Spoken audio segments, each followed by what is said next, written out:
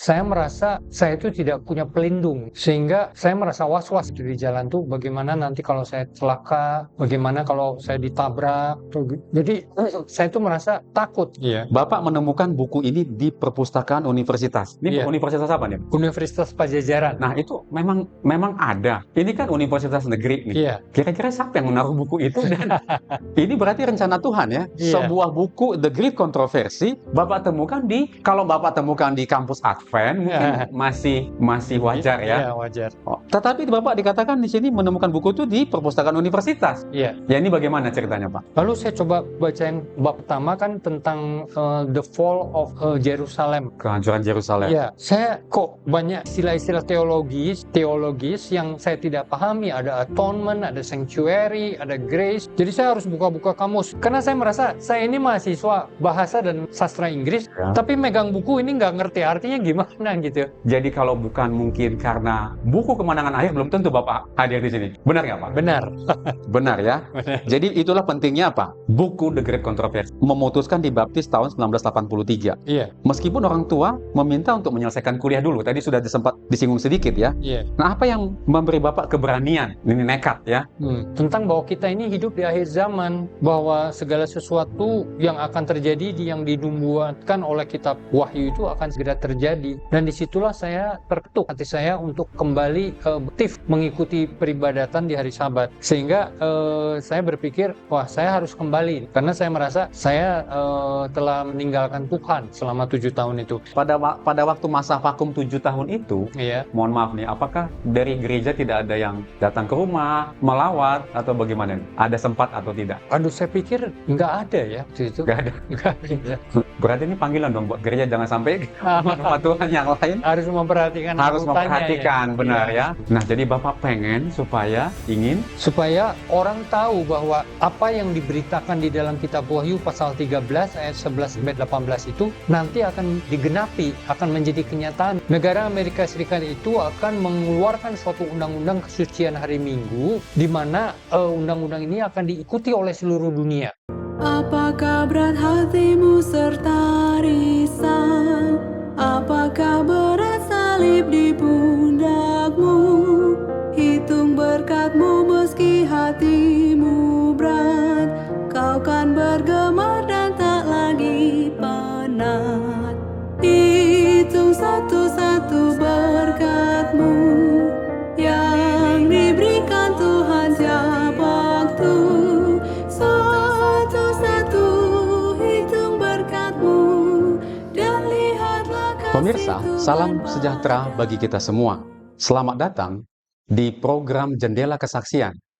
Jendela di mana kita bisa melihat satu kesaksian dari umat-umat Tuhan, di mana kesaksian ini boleh membawakan kekuatan bagi kita, di mana pada saat kita lemah iman, sehingga kita tetap boleh berpegang kepada janji Tuhan, bahwa Tuhan akan selalu menuntun umat-umatnya dimanapun mereka berada. Baik pemirsa, pada saat ini kita kedatangan tamu istimewa.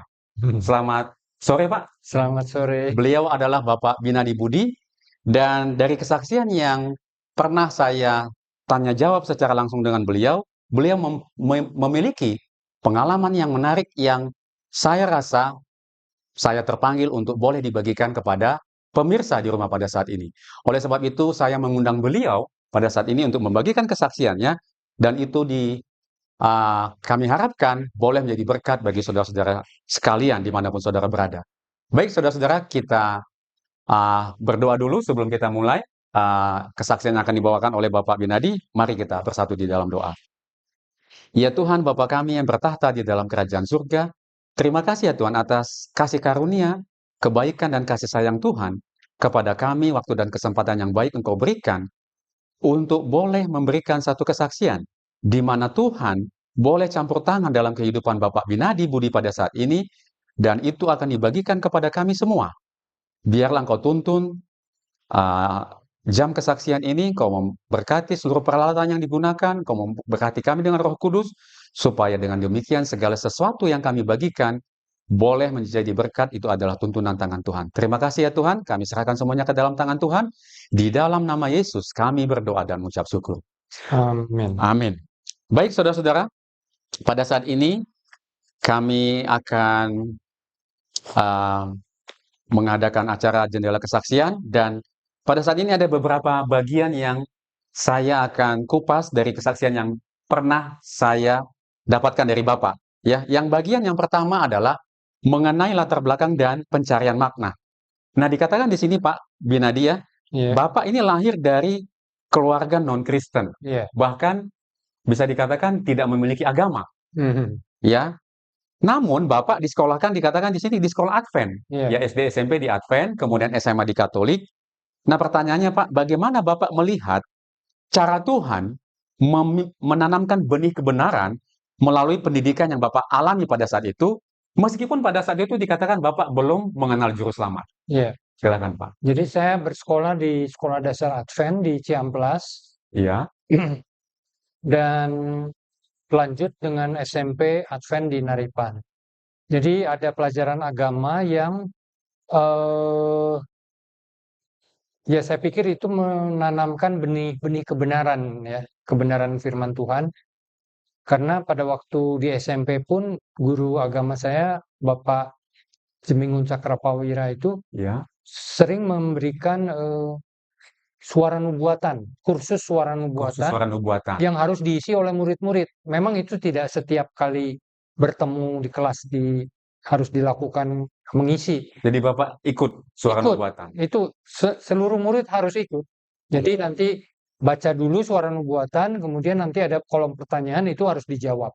Nanti sama Pak Jemingun dinilai. Jadi setelah dikumpulkan nanti dinilai dan nanti dibagikan kembali.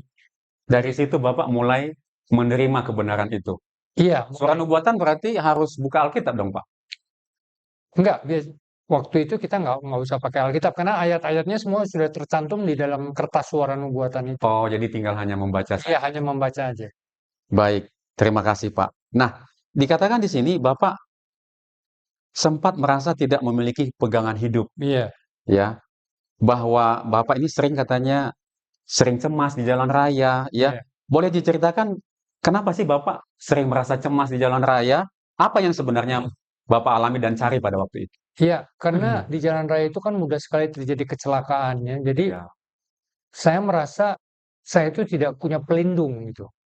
Sehingga saya merasa was-was gitu di jalan tuh bagaimana nanti kalau saya celaka, bagaimana kalau saya ditabrak jadi saya itu merasa takut.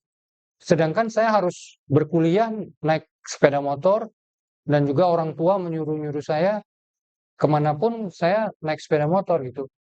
Jadi ya itu jadi masalah buat saya gitu. Ketika saya merasa tidak aman gitu berada di jalan raya. jadi cemas karena tidak ada pegangan hidup. Iya, Nah, bagaimana perasaan Bapak setelah Bapak sudah memiliki juru selamat? Apakah memang berbeda? Apakah ada perbedaan Berbeda. yang signifikan? Berbeda kalau sudah memiliki juru selamat, kita merasa ya kita berdoa dulu kan sebelum keluar Iya. rumah kan kita berdoa dulu minta perlindungan Tuhan. Jadi berbeda dengan sebelum memiliki juru selamat. Baik, pemirsa, ternyata itulah pentingnya bagi kita untuk memiliki apa? Memiliki juru selamat, benar ya Pak ya? Iya, Nah, bagi saudara-saudara yang menyaksikan acara ini, apakah saudara-saudara juga memiliki pengalaman yang sama, perasaan yang sama ya? iya, Tidak memiliki ketenangan. iya, Tetapi setelah mengenal juru selamat yaitu Yesus Kristus, dikatakan kehidupan Bapak Binadi Budi tidak lagi merasa cemas di jalan. Kenapa? iya. Karena sudah diserahkan kepada siapa? Ada Tuhan. Kepada Tuhan. Baik, terima kasih Pak. Kemudian di sini, ya, dikatakan Bapak memiliki talenta bahasa. Iya, Ya, Bapak merasa bahwa bahasa Inggris adalah talenta alamiah yang diberikan Tuhan kepada Bapak. iya. Bagaimana Bapak melihat kaitan antara pilihan jurusan kuliah pada saat itu dengan rencana Tuhan yang besar sehubungan dengan pelayanan yang Bapak miliki sekarang? Iya, jadi setelah tamat SMA kan tahun 1981, saya pikir tuh mau ngapain lagi gitu. Kerja juga nggak mungkin. Akhirnya saya berpikiran bagaimana kalau tes masuk perguruan tinggi negeri ya. Waktu itu Iya. terkenal dengan proyek Perintis tahun 1981. Jadi saya datang ke kampus Unpad untuk membeli formulir, kemudian saya mengikuti tes masuk dan saya memilih ada 3 pilihan kalau nggak salah pada waktu itu. Saya memilih pilihan utamanya adalah Fakultas Bahasa dan Sastra Inggris. Kemudian yang kedua ekonomi atau hukum, itu saya agak lupa. Mm-mm. Dan sekitar 2 bulan atau 2 bulan setengah kemudian diumumkan melalui Surat kabar. suplemen surat kabar pikiran rakyat. Dan ketika saya membuka jurusan bahasa dan sastra Inggris, nama saya tercantum di situ, diterima menjadi calon mahasiswa Universitas Pajajaran Bandung.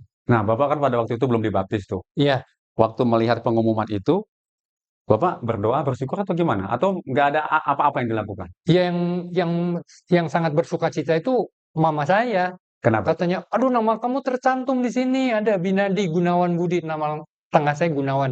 Binandi Gunawan Budi tercantum. Ada kurang lebih sekitar 25 calon mahasiswa Mm-mm. yang diterima untuk Fakultas Bahasa dan Sastra Inggris. Tapi dari pribadi Bapak sendiri, Saya juga merasa bersukacita gitu, tapi kan karena Bapak belum mengenal juru selamat. Bagaimana iya caranya memang. bersyukur? Saya pikir kalau saya nggak kuliah mau ngapain gitu, kerja juga nggak mungkin karena saya Iya, nggak dipersiapkan untuk kerja gitu. baik, terima kasih, Pak. Nah, kemudian di bagian yang kedua nih mengenai penemuan kebenaran. Iya, Nah, Bapak dikatakan di sini mengenai buku The Great Controversy ya. iya, Bapak menemukan buku ini di perpustakaan universitas. Ini iya. universitas apa nih, Pak? Universitas Pajajaran. Nah, itu memang ada. Ini kan universitas negeri nih. Iya, Kira-kira siapa yang menaruh buku itu? Dan ini berarti rencana Tuhan ya. iya, Sebuah buku The Great Controversy Bapak temukan kalau Bapak temukan di kampus Advent mungkin masih wajar ya. iya wajar. Oh, tetapi Bapak dikatakan di sini menemukan buku itu di perpustakaan universitas. Iya. Ya ini bagaimana ceritanya, Pak? Sebelumnya ada hal yang terlewat. Ya. Tahun 1981 itu saya berusaha untuk bergabung dengan gereja Advent yang waktu itu lokasinya di Kiara Condong. Ada klinik Advent dan di lantai 2 itu ada gereja. Jadi saya tiap hari Sabtu datang ke gereja untuk mengikuti kebaktian. Itu yang menjadi pendeta adalah pendeta RK Siahaan. Siap. Setelah beberapa kali saya hadir, Mm-mm. pendeta RK Siahaan memberi saya buku baptisan ya, yang warnanya biru itu yang bisa dilepas halamannya itu. Jadi saya merasa bersukacita. Tapi kemudian orang tua memperhatikan bahwa kenapa tiap hari Sabtu jam 8 pagi pergi dari rumah. Lalu saya bilang, saya ikut kebaktian di gereja Advent. Lalu orang tua memberi nasihat gitu ya. Kamu lebih baik jangan ikut gereja dulu. Karena kan kalau Advent itu kan hari Sabtu nggak boleh melakukan kegiatan. Jadi takutnya nanti bentrok dengan perkuliahan. Mm-mm. Jadi karena saya memang menurut kepada orang tua bilang jangan dulu ikut gereja, ya akhirnya saya tidak lagi mengikut gereja. Tapi sebetulnya dalam hati kecil saya tuh saya rindu karena saya sudah bertemu dengan beberapa orang-orang muda di sana dan mereka baik-baik gitu. Mau menyambut saya ikut hadir di gereja gitu. Dan baru kelanjutannya tahun 83, jadi ada jeda 2 tahun ketika saya suka datang di perpustakaan itu, saya menemukan buku The Great Controversy. Karena sebelum itu juga saya suka sering membaca, ada Encyclopedia Americana, Britannica, kemudian buku dari Edward Gibbon itu The Decline and Fall of the Roman Empire. Itu bukunya besar, ada foto-fotonya bagus-bagus gitu. Aduh, menarik gitu. Dan tiba-tiba di suatu kali ketika saya kembali ke perpustakaan itu kan bisa langsung cari di rak-nya itu, saya menemukan buku The Great Controversy. Bukunya tuh kecil ya, dan mudah dipegang. Lalu saya coba bacain bab pertama kan tentang the fall of Jerusalem. Kehancuran Yerusalem. Ya, saya kok banyak istilah-istilah teologis yang saya tidak pahami. Ada atonement, ada sanctuary, ada grace. Jadi saya harus buka-buka kamus. Karena saya merasa saya ini mahasiswa bahasa dan sastra Inggris, Ya. tapi megang buku ini nggak ngerti artinya gimana gitu. Jadi saya merasa tertantang, ingin mengerti, memahami buku ini. Dan buku ini tebal ya, 600 halaman. Ya. Dan sehingga Bapak memfotokopi dikatakan. iya, saya memfotokopi karena hanya diberi kesempatan 1 minggu meminjam buku itu, kemudian 1 minggu kemudian Boleh boleh dipanjang. dipanjang, tapi sudah itu harus dikembalikan. Jadi supaya jangan dikembalikan, saya fotokopi dulu. Ada sekitar 150 sampai 200 halaman, sehingga saya dengan leluasa bisa mempelajarinya di rumah saya, gitu. Iya, jadi tadi bukunya ternyata bahasa Inggris ya, Iya, bahasa Inggris. dan Bapak fotokopi. Hmm. Nah, pemirsa, bagaimana dengan saudara? Ya, di sini dikatakan Pak Binadi menemukan kebenaran yang memanggil dia, bahkan dia mempunyai effort dan usaha untuk apa? Memfotokopi, ya, untuk belajar lebih lanjut ya. Iya, Dan betul. ini adalah panggilan bagi saudara-saudara dan kita semua. Jika kita menemukan kebenaran, apakah Roh Kudus berbisik untuk mempelajari lebih dalam? Iya, Nah, pada saat ini Tuhan memanggil Pak Binadi ya, iya, untuk mempelajarinya lebih dalam, dan pada saat ini hadir bersama dengan kita. Jadi kalau bukan mungkin karena buku Kemenangan Akhir, belum tentu Bapak hadir di sini. Benar nggak Pak? benar, Benar ya. benar. Jadi itulah pentingnya apa? Buku The Great Controversy. Nah, Iya, bagi pemirsa di rumah, jika pemirsa ingin mengetahui mengenai apa sih buku ini ya, buku The Great Controversy yang dalam bahasa Indonesianya disebut dengan Kemenangan Akhir, mungkin saudara mau memiliki buku ini, saudara bisa atau di Google di Google juga ada ya. bisa di-download. Bisa di-download, ada PDF, bisa bahasa Inggris, bisa bahasa Indonesia. Iya, Tapi jika saudara ingin memiliki buku fisiknya, saudara bisa tulis di kolom komentar, ya, atau saudara punya pengalaman yang sama, mengenal kebenaran melalui buku The Great Controversy, Kemenangan Akhir, saudara juga bisa tuliskan di kolom komentar, supaya ini boleh menjadi berkat dan kesaksian bagi yang lain. Nah, tadi dikatakan di sini, kita lanjut Pak, Bapak terkesan dengan nubuatan tentang Amerika Serikat, iya, ya, dan akhir zaman. Bagaimana penemuan ini mengubah pandangan Bapak tentang Alkitab, iya. yang tadinya hanya Bapak anggap sebagai sejarah biasa saja? Iya, dulunya saya berpikir Alkitab itu hanyalah buku sejarah karena menceritakan tentang Adam dan Hawa, bangsa Israel, kemudian Yesus ketika menjelma menjadi manusia, sudah selesai. Saya pikir sampai di situ. Tapi ternyata ada nubuatan atau ramalan yang menunjuk kepada akhir zaman. Munculnya negara Amerika Serikat tahun 1776, dan harap diingat bahwa tulisan dari Rasul Yohanes di dalam kitab Wahyu itu Iya. dilakukan 2000 tahun yang lalu. Sudah dikatakan akan muncul binatang yang keluar dari dalam bumi yang merujuk kepada negara Amerika Serikat. Serikat. Ya. Jadi saya heran gitu. Oh, ternyata Alkitab ini menceritakan juga tentang keadaan akhir zaman, bahkan sampai nanti Yesus datang yang kedua kali gitu. Jadi ada kaitannya antara sejarah zaman lalu hingga kepada kesudahan dunia ini. Dan itu ada di buku The Great Controversy Ada itu. di buku The Great Controversy. Ya. Baik. Nah, jadi Bapak tadinya menganggap itu sebagai hanya buku sejarah biasa, tapi ternyata buku Kemenangan Akhir memberikan bagaimana kehidupan kita selanjutnya, apa Iya, yang akan terjadi berikutnya. betul. Jadi bukan hanya masa lalu, tetapi dia memberikan firman kepada kita mengenai keadaan di masa yang akan Datang. datang, yang menentukan nasib dan keselamatan kita. Iya. Baik, terima kasih Pak. Kemudian mengenai bagian yang ketiga, mengenai komitmen dan pengorbanan. Di sini dikatakan keputusan baptis. Bapak memutuskan dibaptis tahun 1983. Iya, Meskipun orang tua meminta untuk menyelesaikan kuliah dulu, tadi sudah sempat disinggung sedikit ya. iya. Nah, apa yang memberi Bapak keberanian, ini nekat ya, Hmm, untuk memprioritaskan Tuhan di atas nasihat orang tua saat itu? iya, Padahal kan kalau orang bisa melihat, hormatilah orang tuamu, turutilah, dan ikuti semuanya. Tapi sini Bapak nekat gitu. iya. Ini apa nih Pak? Kenapa nih? Jadi saya pernah membaca suatu pernyataan bahwa ketika kita mengerti Iya, dan menerima kebenaran, harus cepat bergabung dengan kebenaran. Dalam hal ini adalah Gereja Masih Advent hari ke-7. Jadi saya pikir, kita kan nggak tahu masa depan saya. Apa besok saya masih hidup? Tadi dihubungkan dengan kecemasan di jalan raya kan, ya, begitu mudahnya terjadi kecelakaan. Jadi saya berpikir, wah ini saya nggak bisa main-main ini. Saya mengerti bahasa Inggris, saya memfotokopi sebagai bukti, dan saya harus cepat bergabung dengan Gereja Masih Advent hari ke-7.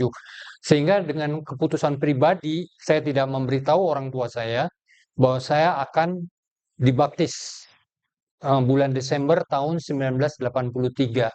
Jadi keputusan itu adalah keputusan pribadi. Tidak ada yang mengajak saya, tidak ada yang mendorong saya ambil keputusan pribadi.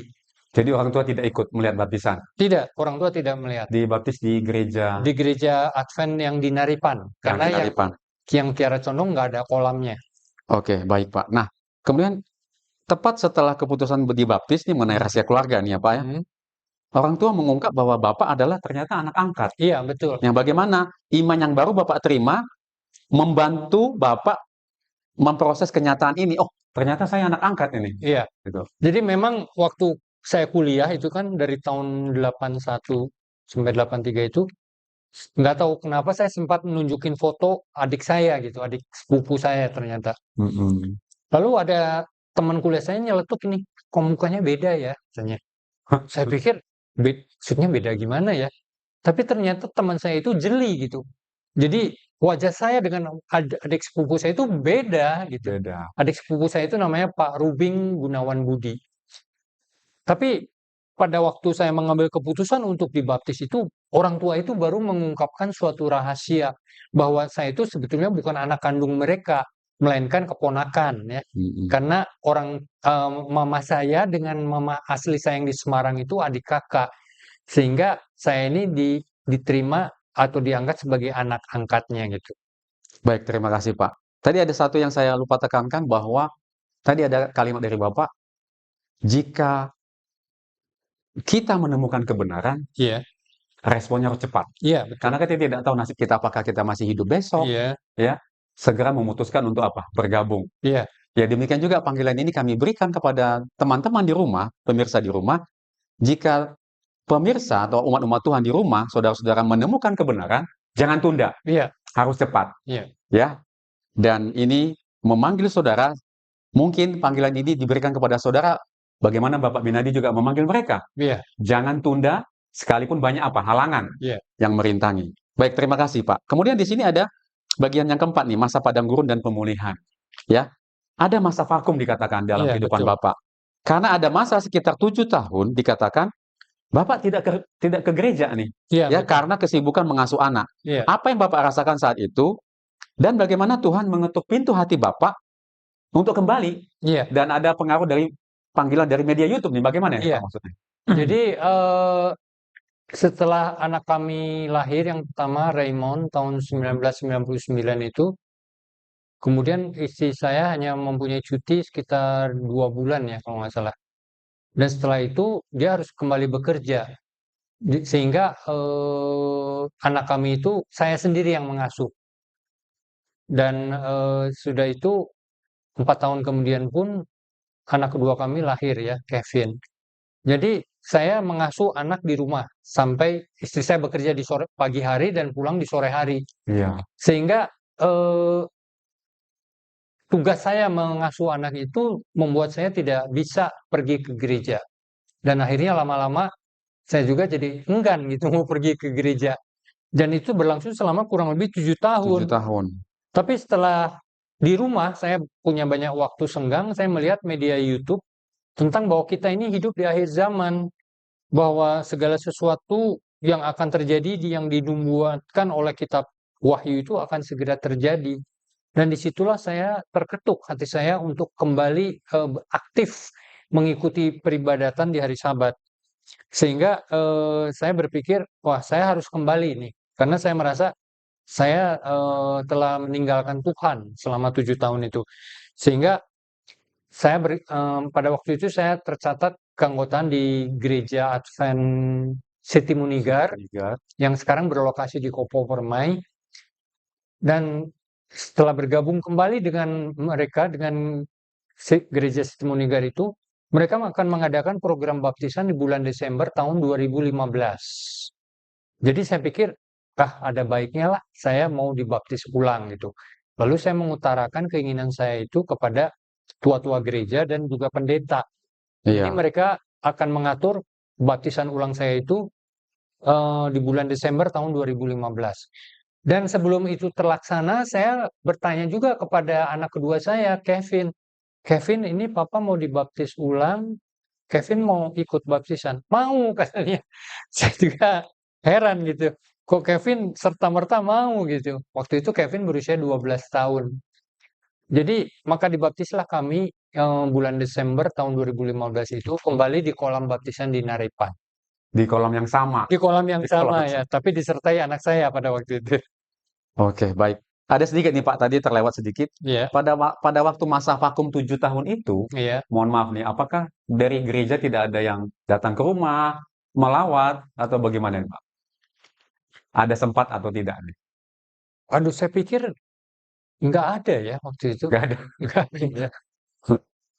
Berarti ini panggilan dong buat gereja, jangan sampai rumah Tuhan yang lain Harus memperhatikan harus anggotanya ya. memperhatikan, Iya, benar harus ya. memperhatikan Karena saya juga anggotanya. pernah melihat, bertanya juga kepada satu anggota juga, ya kok sepertinya gereja tidak tidak Ya, mencari. tidak Iya. mencari Iya. gitu. Ya ini mungkin panggilan juga bagi Iya. tua-tua jemaat ya di satu gereja. Mungkin ini satu pengalaman juga ya, satu Iya. panggilan buat mereka bahwa kenapa nggak ada perlawatan dari mana? Iya. Dari gereja. Ya, panggilan ini untuk kebaikan kita bersama. Iya. Ya, terima kasih. Jadi Bapak tadi sudah dibaptis ulang ya, Udah. dan adalah rencana Tuhan bersama dengan Kevin ya, Iya.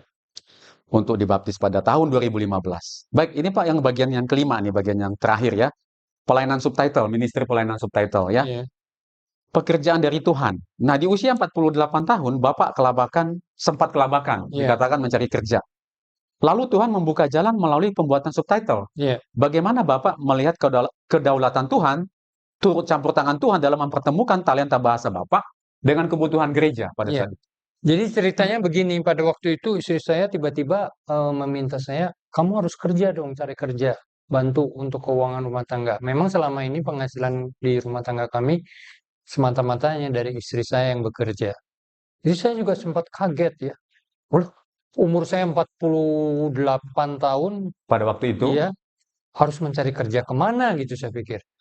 susah Nah, umur iya, 48 tahun, Pak. waktu itu saya sudah bergabung dengan jemaat Waan. Kemudian dalam salah satu kumpulan di hari Kamis malam itu di rumah Pak Buntaran, Mhm. saya mengutarakan, saya ini perlu kerja Pak untuk membantu keuangan istri saya. Lalu Pak Buntaran dengan serta-merta merespon, katanya, coba aja teruskan pekerjaan Ibu Etna dan Ibu Rusianti. Pekerjaan apa itu Pak? Itu membuat subtitle untuk video khotbah yang dari Amerika. Oh, sebelumnya kan Pak Buntaran nanya dulu nih, Bapak, apa nih Iya, pengalamannya?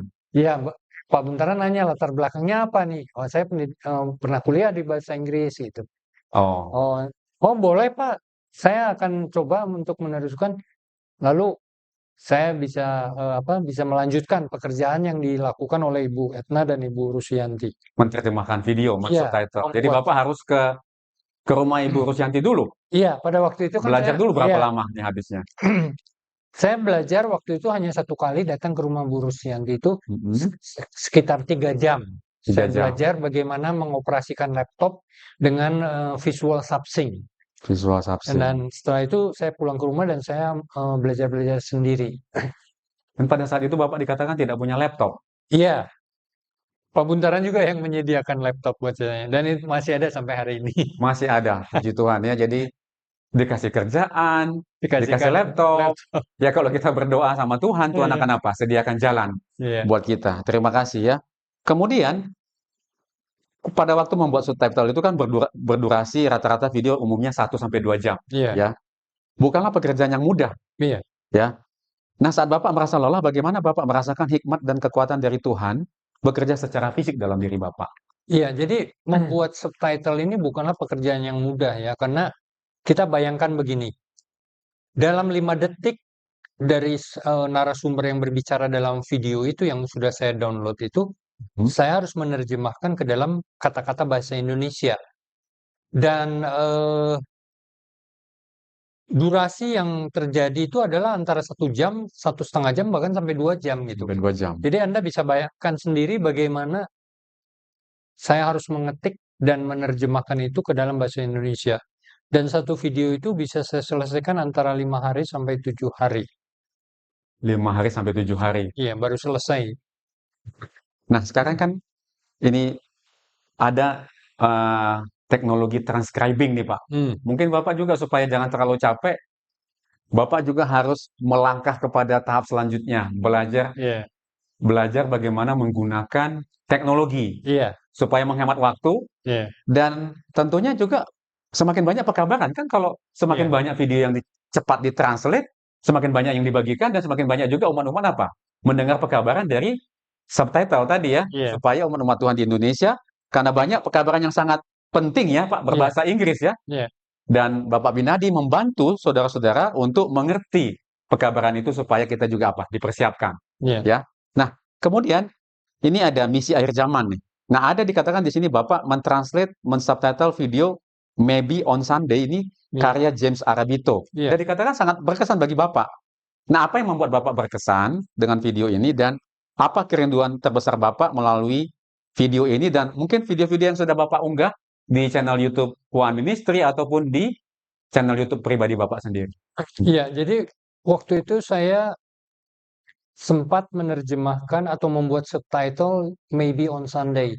Itu adalah keinginan saya pribadi karena saya melihat video ini sungguh luar biasa ya, suatu dramatisasi ketika Undang-Undang Hari Minggu itu sudah diberlakukan di negara Amerika Serikat.